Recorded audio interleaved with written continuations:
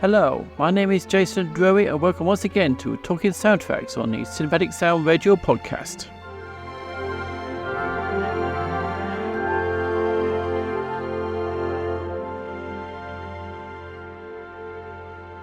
Talve is a Grammy and 4 times Emmy Award-nominated composer for film and television, and she is also the principal composer at Bleeding Fingers Music.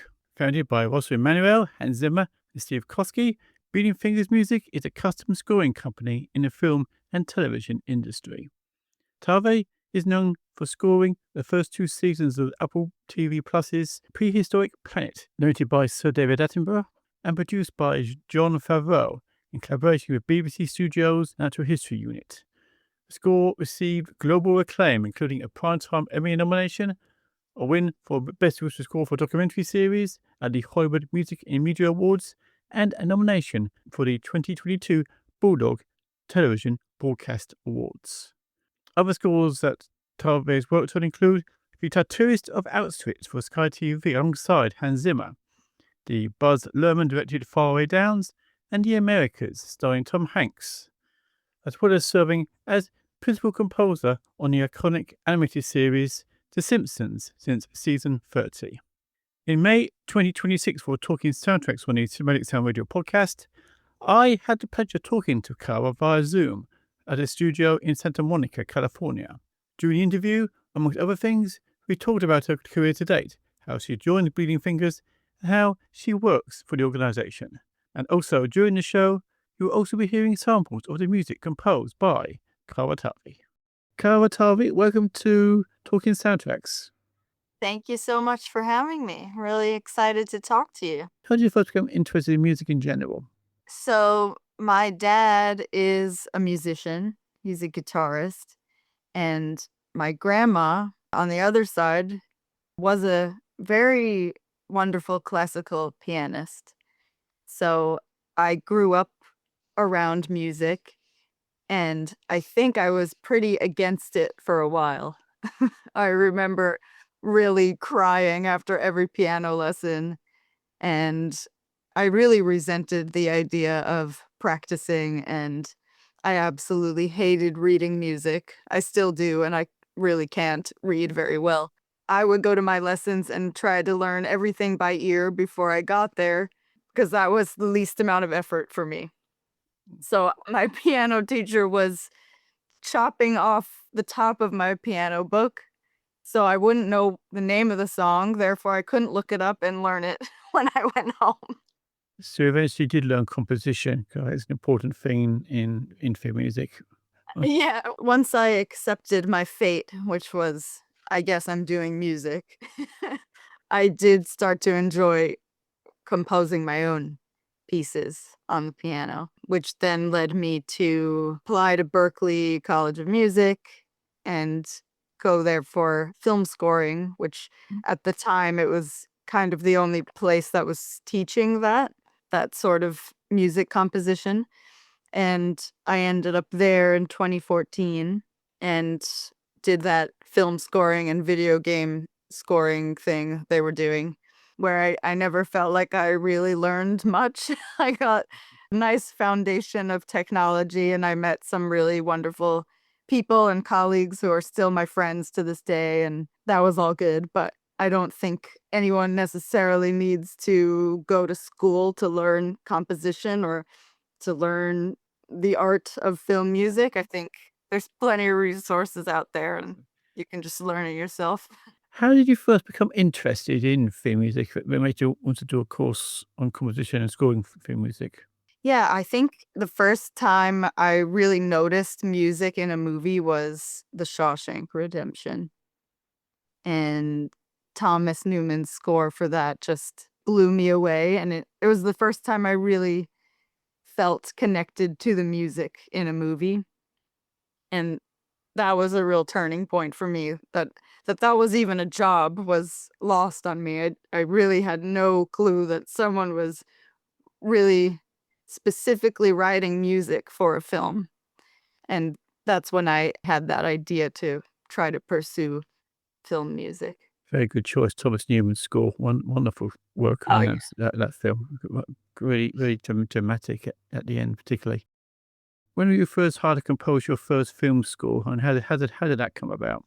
I don't remember the early little short films and stuff.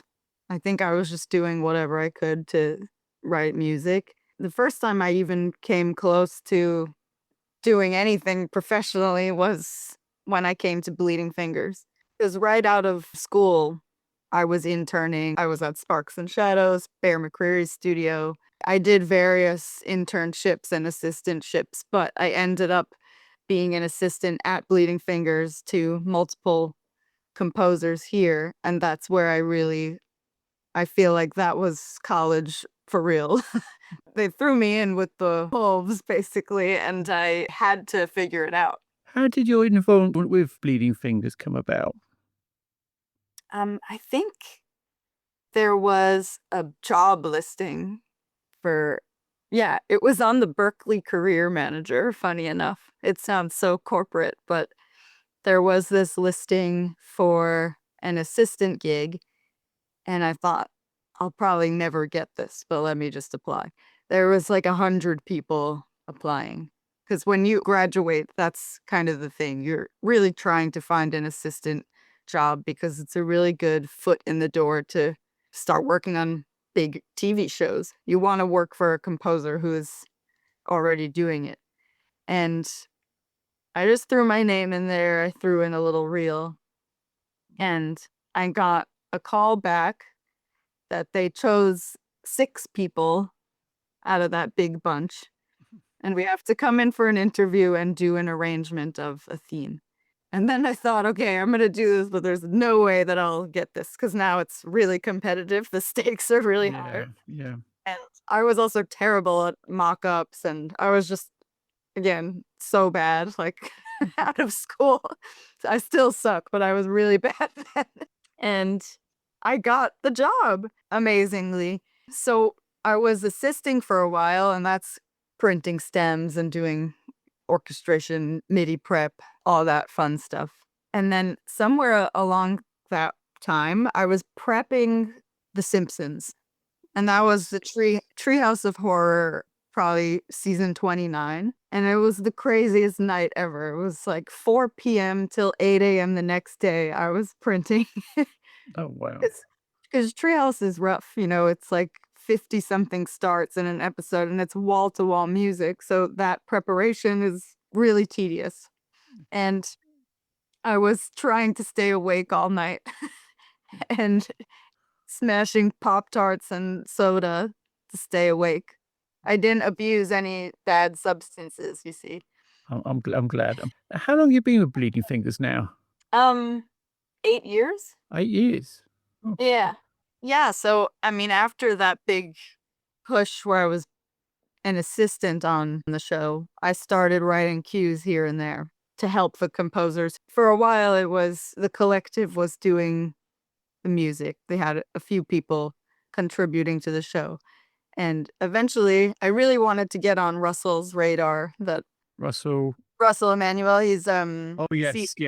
him and Hans are business partners. So I really wanted to get on his radar that I was writing some cues on the show. Really small ones, but here and there I threw some in, and eventually he trusted me, and that took a while. And then I was scoring the show myself with him producing, which was really fun. The Simpsons taught me everything I know about scoring to picture. It's really a crash course in every genre, every emotion, every situation you could imagine. And I feel like it helped me grow so much as a composer. It completely shaped the way that I think about score to picture and story and everything. It's my favorite project to this day. Can you tell us the process of Bleeding Fingers? Do you get a choice of what you're going to work on, or are you assigned a project you work on? Well, luckily, there's a lot of really great work to go around here. We're really, really lucky that we don't really get anything in that's quote unquote a bad show. I feel like we have amazing clients and there's always something fun coming in. It kind of depends on the situation, but I would say that Russell and Hans are really good at picking who's strong for a project, who's going to fit this brief, who's going to do the best job. And usually that aligns with what we love to do anyway. So I would say that it's pretty symbiotic. I don't ever have a complaint about what I'm put on. So something great. Tell us about your work on TV and film projects, like, for example, your work on Faraway Downs and wonderful work on the Tattooist of Auschwitz. Tell us about your work on for those two projects and any other projects you feel show your work in the best light possible. I think the Tattooist of Auschwitz was a really, really special project for me and for Russ and Hans. I think we all have this connection to Auschwitz and our families having gone through the camps, and my grandma has a pretty amazing story. Actually, you can see her piano here. Yeah, it's kind of blocked by this horrible microphone, but that's actually her piano teacher, André Lavoie, saved her life and brought her in and protected her as her own child through the war when her mother and her brother were arrested and taken by the SS. She never saw them again, and she just had this amazing woman who decided, I'm going to protect this child, and she did. And that's her piano from that time. Really? And what's really cool about it is that the piano is in the same condition as it was then. Like the insides have never been repaired or touched, and it has quite a unique sound. It's not very in tune, but it's in tune with itself. And you can hear it on the Tattooist score. It's all through the score in many ways. As the piano, as a sound design element, we really wanted to use that piano to help tell that story.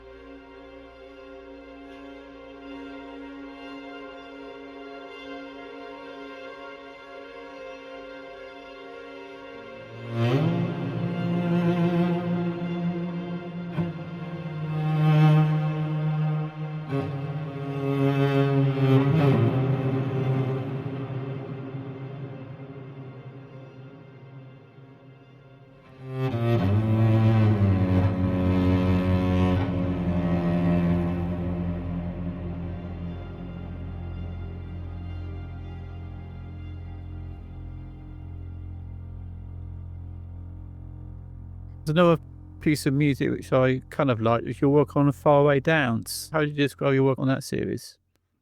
That was really cool. That's one of my favorite scores as well. Out of all the ones that I've done, I really enjoyed that one the most, is what I meant to say. I think it came out so nice because of the orchestra was just so good, and it took the mock-ups really to the next level.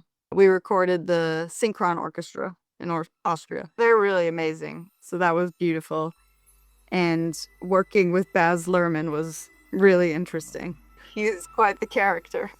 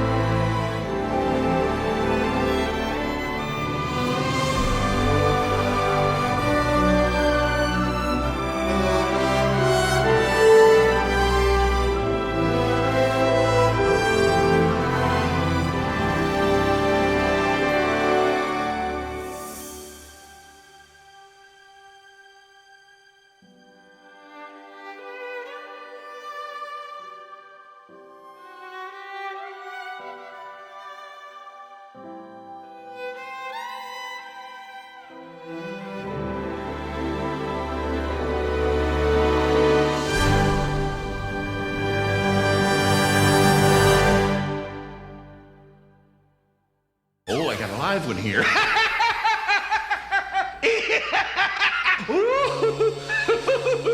For years, Cinematic Sound Radio has been known as a podcast. But this is something different. A return to its roots. With live radio.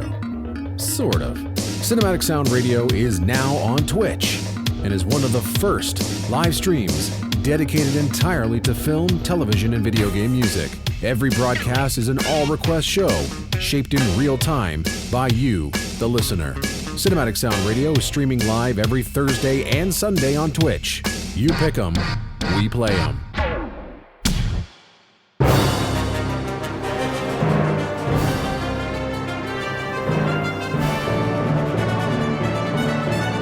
On the air and streaming on the web since 1996, this is the Cinematic Sound Radio Network. Do you conduct your own music, or do you have another conductor come in? No, never. You never conducted. No, I have a horrible sense of rhythm, and to conduct, you have to pay attention and know what's going on, and that's never been my Yeah. my Yes. forte. All the Prehistoric Planet scores were conducted by Ben Foster. You might know him. Yeah, he's Yes. a wonderful composer, and he's an incredible conductor, and he just gets the best performance out of every cue. I mean, he really brings it to the next level. I love working with him. You worked on some major documentaries, particularly ones with David Attenborough. Tell us Yeah. about your work on the major documentaries you've worked on for Bleeding Fingers. Well, Bleeding Fingers has a really long standing relationship with the BBC, and Hans does as well. So that's kind of how we started with Planet Earth 2 is a very iconic Bleeding Fingers score. And from there, it really blossomed into many different documentaries, Blue Planet, Prehistoric Planet. We did the Americas. But Prehistoric is a special one because my husband, Angers, and I scored it together, all 3 seasons. And that one's really fun because we got to build a lot of custom instruments out of dinosaur replica materials. Not real fossils, of course. I have to clarify because some people get upset. But dinosaur replica bones and fossilized wood and all that cool organic material, turning it into instruments gives it this really otherworldly sound. And they all started as prototypes that turned into some really legit instruments. How much of Prehistoric Planet did you score? A lot of it is, you can't really pinpoint one person because I feel like we all collaborate on every piece. Like it really goes back and forth to the point where it's really like Angers and I touch every cue, Russ touches every cue, Hans touches every cue. So it's really nice. I think it makes such a better product when it's going through so many years. I think my favorite cue that I wrote is Hatzegopteryx from season 1.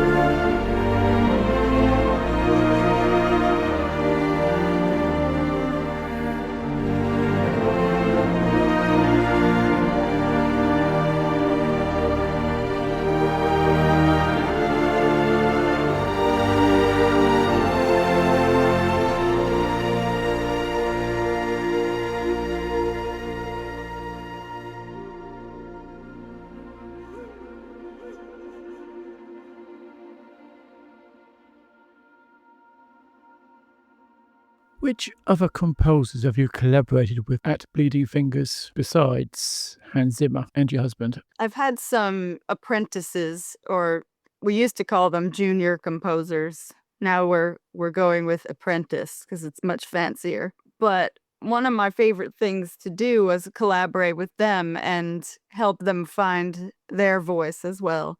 And we've worked together on several shows. They also helped out on The Americas, which was a huge 10-hour documentary series. I loved collaborating with them and watching them grow as well. It's a big thing at Bleeding Fingers to really try to foster young talent and never wanting people to be an assistant forever. It's really about the collective and the collaboration of it all. So yeah, I love working with them. And there's also a bunch of people that I haven't got to work with yet that hopefully in the near future we can collaborate too. So Bleeding Fingers is like a real testing ground and breeding ground of top composers for the future as well. Definitely, yeah, it's definitely growing, and we're expanding into London as well. Actually, Hans bought Maida Vale, so Yeah, Bleeding Fingers London is coming. It's actually really started up already, but the studio space is not yet done. That's BBC made avail. Yeah. Can the BBC still use it, or is it all going to be Bleeding Fingers? No, I mean, I don't know the details of all that, but I know they're preserving the studios and the Yeah. historical rooms and. Yeah, good. No, that's excellent. At least it's been preserved. That's one important thing, because Oh, for sure, yeah. yeah, exactly. How do you describe your musical style, and how much influence has that style been working with Hans Zimmer? I think my style was very much influenced as a kid listening to a lot of jazz and jazz fusion, weirdly.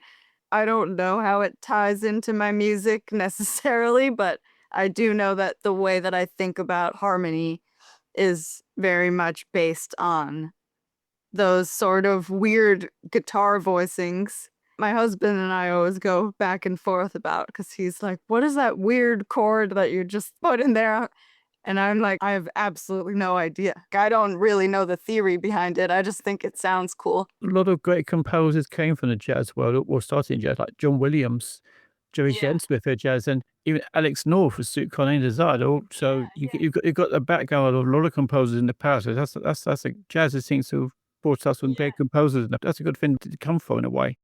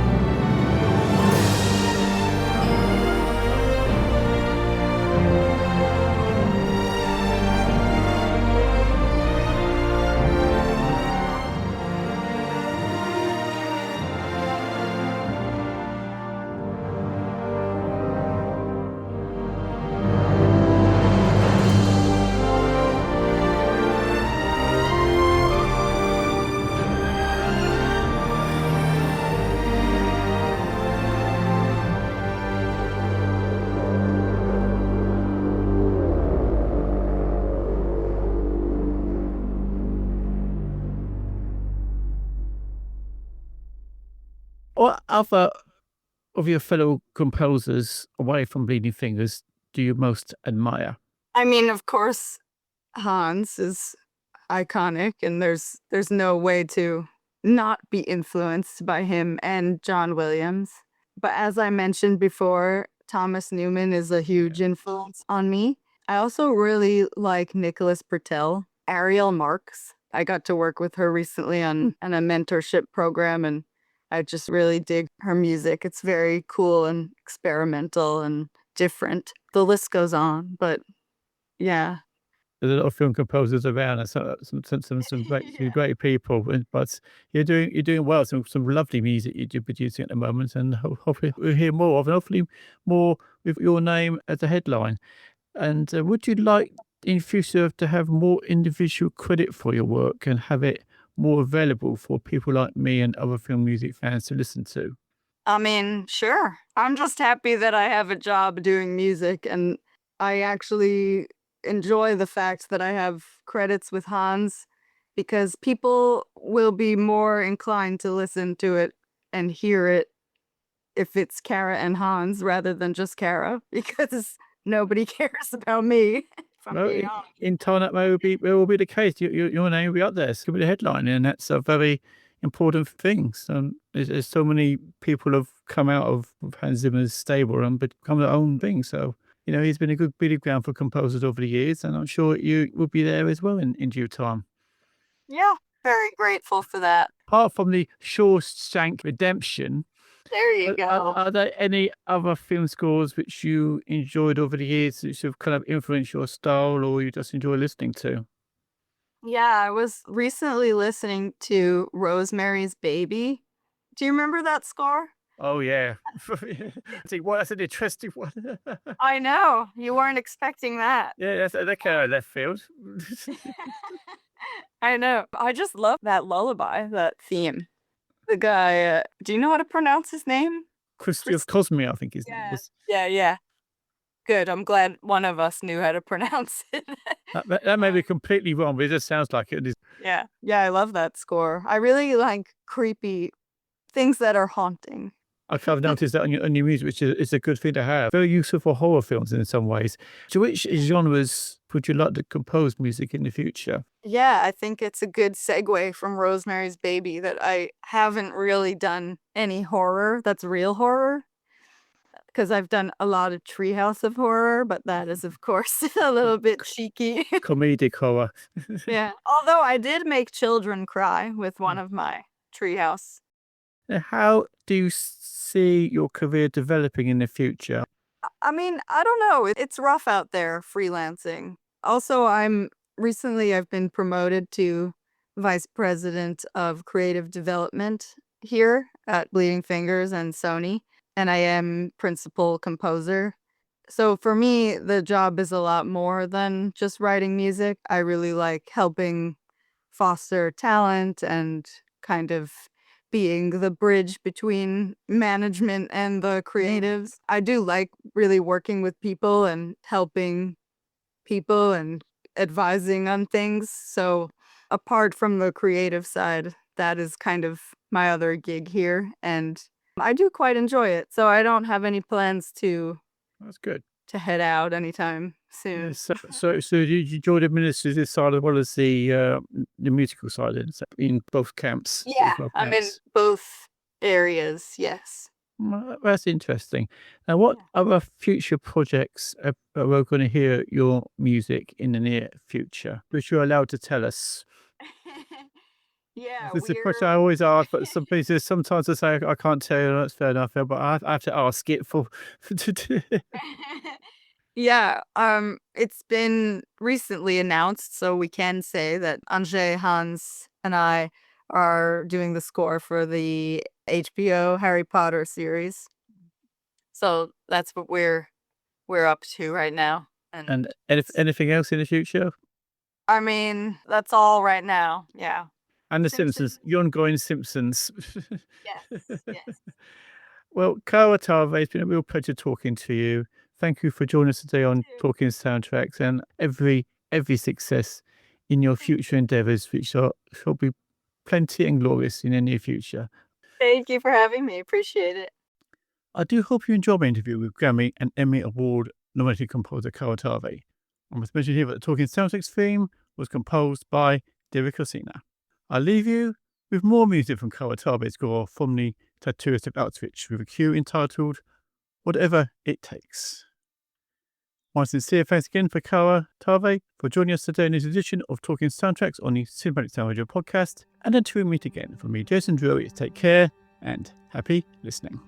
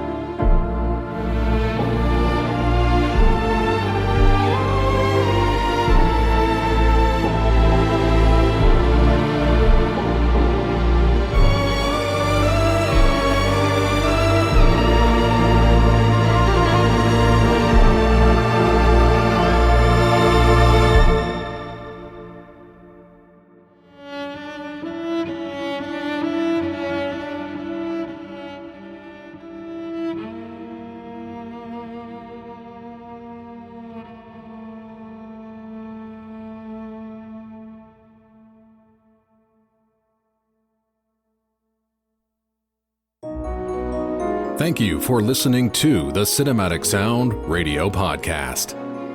I want to thank Tim Burton for providing his voice for all the bumpers you hear throughout the program, and to David Casina for providing Cinematic Sound Radio's theme music. If you have any questions, comments, or concerns, please email us at cinematicsound@yahoo.com. You can find us on social media on Twitter, Facebook, and Instagram.